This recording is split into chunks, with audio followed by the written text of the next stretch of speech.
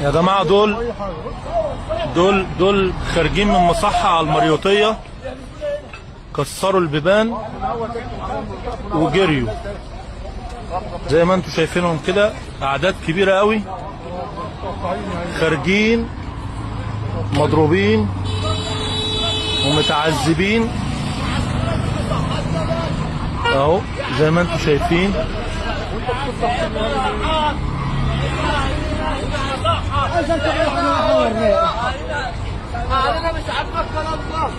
يا اخي الناس دي بتاكلنا كل يوم رغيفين وما عليهمش جبنه وفيها اعلان، وبياخدوا من اهالينا 8000 جنيه. اقفلوا المصحات وافتحوا لنا مساحات يحصل فينا دي حرام. احنا نفسنا نبطل بس مش عارفين وياخدوا فلوس اهالينا ويصرفوها على المدمنين. يموتونا جوه المكتب اللي على السياره.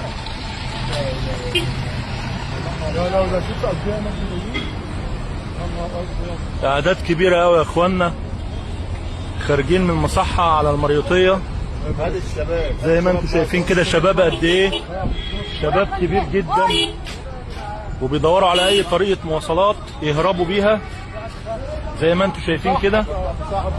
اللي عنده حاجة يقولها. ناس كتير جدا واعداد كتيرة جدا. دول شوية الشباب طبعا زي ما انتم شايفين هربانين من المصحة طبعا بسبب المعاملة هناك. بيقولوا ان هم ما بيصرفوش عليهم وما بياكلوهمش شكل حلو. طبعا دول خرجوا من المصحة وهربوا، وشوفوا زي هم دايرين في الشارع كده. ده الفيديو كامل. لو وصلت لحد ما تنساش عنه باللايك وتشترك في القناة وتفعل زر الجرس عشان يجيلك كل جديد.